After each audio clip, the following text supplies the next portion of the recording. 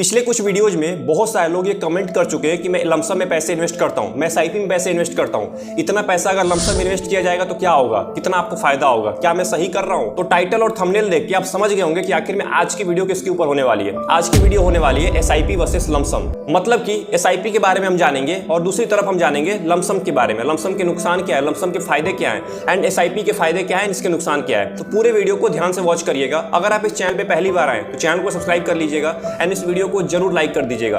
फिर देर किस बात की, वीडियो को स्टार्ट करते हैं। सबसे पहले हम बात करते हैं एसआईपी के बारे में, सिस्टमेटिक इन्वेस्टमेंट प्लान के बारे में, क्योंकि बहुत सारे लोग एसआईपी करते हैं और बहुत ही कम लोग हैं जो लमसम के अंदर जाते हैं। तो आज मैं आपको एसआईपी के अंदर 6 ऐसे पॉइंट बताने वाला हूं। अगर आप इन 6 पॉइंट को समझ लेते हैं तो आपको आज के बाद एसआईपी के मामले में कोई भी प्रॉब्लम नहीं आएगी।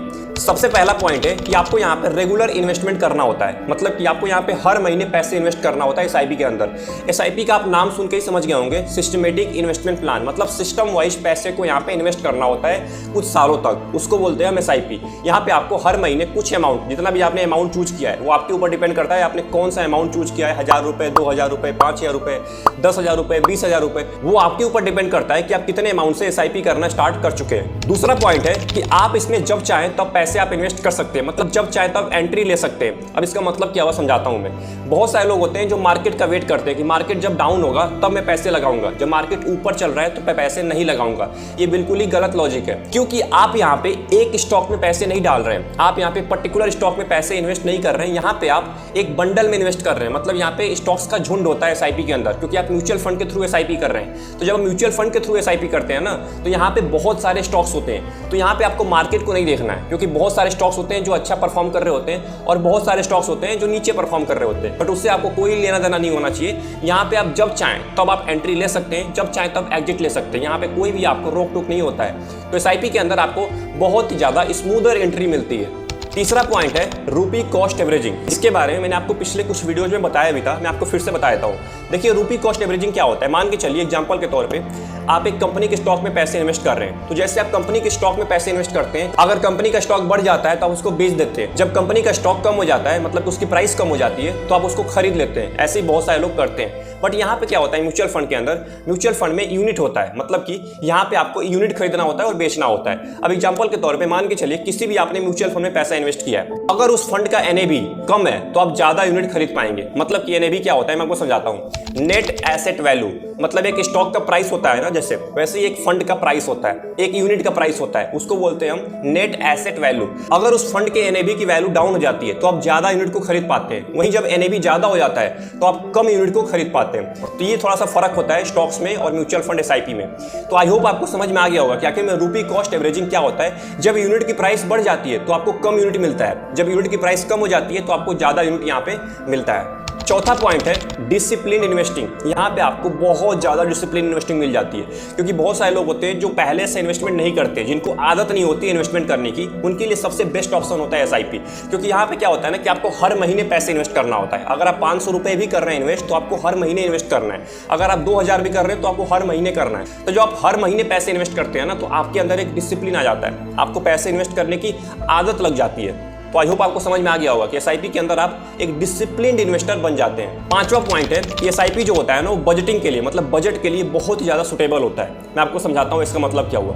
बहुत सारे लोग होते हैं जिनकी इनकम कम होती है, जिनकी सैलरी कम आती है। मान के चलिए आपकी सैलरी केवल 10,000 रुपए, तो आप 10,000 में से भी 1000 रुपए बचा के आप उसको इन्वेस्ट कर सकते हैं एसआईपी के अंदर। अगर आपकी सैलरी ज़्यादा है तो आप ज़्यादा पैसे इन्वेस्ट कर सकते हैं। मतलब यहाँ पे आपके ऊपर कोई भी प्रेशर नहीं होता है कि आपको इतना ही अमाउंट करना है, मतलब आपके बजट के हिसाब से आप अपने पैसे को इसमें इन्वेस्ट कर सकते हैं। बट एक बात का ध्यान रखिएगा, जो बहुत सारे लोग गलती करते हैं कि सैलरी आती है तो उसको खर्च करते हैं। आपको सबसे पहले खर्च नहीं करना है। अगर आप पैसे इन्वेस्ट कर रहे हैं एसआईपी के अंदर या कहीं भी आप इन्वेस्ट कर रहे हैं, तो आपको सबसे पहले जितना आपको इन्वेस्ट करना है उतना आप इन्वेस्टमेंट करिए, उसके बाद जो पैसा बचता है उसको खर्च करिए। अगर आप इस प्रोसेस को अपनाएंगे तो आपके ऊपर ज्यादा बर्डन नहीं रहेगा, मतलब आपको ज्यादा टेंशन नहीं रहेगा कि यार मेरे को पैसे इन्वेस्ट करना है अभी, क्योंकि बहुत सारे लोग महीने के लास्ट में करते हैं। अब महीने के लास्ट में अगर आपकी सैलरी आती है तो आप लास्ट में करिए। अगर महीने के पहले दिन ही सैलरी आ गई तो आपको पहले दिन ही अपना इन्वेस्टमेंट डेट चूज करना है एसआईपी के अंदर। छठा पॉइंट है कि आप यहाँ पे इमोशनली मार्केट से कनेक्ट होना बंद कर देते हैं। अब ऐसा क्यों होता है? आप मान के चलिए आपने किसी एक स्टॉक में पैसे लगाए, आपने किसी एक पर्टिकुलर कंपनी का स्टॉक खरीद लिया। जब वो स्टॉक डाउन होगा तब आपकी हालत खराब होगी, जब वो स्टॉक ऊपर जाएगा तब आप ज्यादा खुश हो जाएंगे। वही म्यूचुअल फंड में क्या होता है, एसआईपी के अंदर क्या होता है कि एसआईपी जब आप करते हैं ना, तो यहाँ पे आपके हाथ में कंट्रोल नहीं होता है। यहाँ पे जो फंड मैनेजर होता है या जो पैसिव फंड होते हैं वो इंडेक्स को ट्रैक करते हैं, मतलब यहाँ पे आपके हिसाब से नहीं चलने वाला है। आप जब चाहें तब आप पैसे नहीं निकाल सकते हैं। तो यहाँ पे सबसे बेस्ट ऑप्शन होता है ये चीज कि आप मार्केट से इमोशनली कनेक्ट होना बंद कर देते हैं, और ये आपको बहुत ज्यादा फायदा देता है। क्योंकि अगर आप इमोशनली कनेक्ट हो गए मार्केट से तो आप तुरंत पैसे निकाल लेंगे। और बहुत सारे लोग होते हैं जो म्यूचुअल फंड से भी पैसे निकाल लेते हैं, बट ये गलती आपको नहीं करनी है। आपको यहाँ पे इमोशनली कनेक्ट नहीं होना है। अपने गोल से पहले पैसे आपको नहीं निकालने, मार्केट को देख के इमोशनली कनेक्ट होकर मार्केट से। तो आई होप आपको एसआईपी के 6 पॉइंट के बारे में पता चल गया होगा। आई होप कि आपको आज के बाद एसआईपी के जो डाउट्स थे ये खत्म हो गए होंगे। अब बात कर लेते हैं कि आखिर में लमसम क्या होता है एंड इसके 6 पॉइंट के बारे में, मतलब इसके जो 6 पॉइंट है इसके बारे में हम जान लेते हैं। तो अगर आपने इस वीडियो को यहाँ तक देख लिया है तो लाइक जरूर कर दीजिएगा। सबसे पहला पॉइंट है वन टाइम इन्वेस्टिंग। यहाँ पे आपको एक बार पैसे इन्वेस्ट करने हैं। आपको यहाँ पे बार बार नहीं करना होता है एसआईपी की तरह, मतलब यहाँ पे आपको हर महीने पैसे नहीं इन्वेस्ट करने होते हैं। यहाँ पे आपको एक बार पैसे इन्वेस्ट करना होता है ज्यादा अमाउंट में, इसको बोलते हैं हम लमसम। दूसरा पॉइंट है टाइमिंग रिस्क, मतलब यहाँ पे आपको टाइम करना पड़ता है। आपको यहाँ पे देखना पड़ता है कि मार्केट कब ऊपर जाने वाला है। अगर आपने गलत टाइम पे पैसे लगा दिए लमसम के अंदर तो आपका पैसा नीचे भी आ सकता है, आपका पैसा डाउन भी हो सकता है, मतलब आप लॉस में भी जा सकते हैं। ये सबसे बड़ा नुकसान होता है यहाँ पे। तो अगर आपको मार्केट के बारे में अच्छे से नॉलेज है तब जाके आप लमसम स्टार्ट करिए, नहीं तो आपके लिए एसआईपी ही बेटर है। क्योंकि यहाँ पे आपको ट्रैक करना पड़ता है, आपको मार्केट के बारे में नॉलेज होना चाहिए कि मार्केट कब ऊपर जाने वाला है, तभी जाके मैं पैसे लगाऊंगा। क्योंकि यहाँ पे आपको हर महीने नहीं करना है कि एक महीने में अगर डाउन भी चला गया तो अगले महीने में प्रॉफिट हो जाएगा, ऐसा नहीं है। यहाँ पे आपको एक ही बार में लाखों रुपए लगाने पड़ते हैं। जब आप एक ही बार में लाखों लगाते हैं तो खतरा भी उतना ही ज्यादा होता है, क्योंकि ये सेम टू सेम एक स्टॉक की तरह होता है। आप एक स्टॉक में पैसे लगाते हैं कई लाख रुपए एक कोई पर्टिकुलर स्टॉक में, वैसे ही आप लमसम के अंदर एक ही बार में ज्यादा पैसे इन्वेस्ट करते हैं। हाँ, यहाँ पे स्टॉक के मुकाबले रिस्क कम होता है, बट रिस्क तो होता है ना। यहाँ पे आप एक ही बार में पैसे लगा रहे हैं तो अगर मार्केट डाउन हुआ तो आपके भी सारे पैसे डाउन हो जाएंगे। तीसरा पॉइंट है लमसम जो होता है ना वो आपको हाईयर रिटर्न देता है, इसकी ये पोटेंशियल होती है। अगर आपने सही टाइम पे मार्केट के अंदर पैसा लगा दिया, अगर आपने सही म्यूचुअल फंड को चूज करके और सही टाइम पे, जिस टाइम पे अगर मार्केट ऊपर जाने वाला है उससे पहले अगर आपने पैसे लगा दिए तो आपका तो कल्याणी हो गया, क्योंकि आप यहाँ पे बहुत ज्यादा प्रॉफिट कमा सकते हैं। तो ये भी आपको हाईयर रिटर्न दे सकता है एसआईपी के मुकाबले भी। चौथा पॉइंट है कि यहाँ पे आपको मार्केट को टाइम करना होता है, मतलब बार बार आपको देखना पड़ेगा कि मार्केट कब ऊपर जा रहा है कब नीचे आ रहा है। ये बहुत इंपॉर्टेंट होता है, क्योंकि लमसम में यही तो मेन गेम है। एसआईपी के अंदर कोई गेम नहीं होता है, वहां पे केवल आपको अच्छे म्यूचुअल फंड को चूज करके पैसे इन्वेस्ट कर देना होता है। बट यहाँ पे जो होता है ना, यहाँ पे केवल एक ही गेम है कि आपको मार्केट को समझना पड़ेगा। अगर आपको मार्केट के बारे में बिल्कुल भी नॉलेज नहीं है तो आप लमसम में बिल्कुल भी पैसे इन्वेस्ट ना करिए, वो आप 10,000 रुपए क्यों ना कर रहे हो। आपको यहाँ पे तब इन्वेस्ट करना है जब आपको मार्केट के बारे में पता हो अच्छे से कि मार्केट कब ऊपर जाने वाला है कब नीचे आने वाला है, और ये किसी को नहीं पता होता है। बहुत कम लोग इसके बारे में जानते हैं, जो बहुत ज्यादा एक्सपीरियंस होते हैं उनके लिए लमसम बना हुआ है। तो आपको मार्केट को टाइम करना पड़ता है रेगुलर बेसिस पे। पांचवा पॉइंट है जो बहुत ही बेहतरीन पॉइंट है लमसम का, इसको आप फायदा ही समझ लीजिए।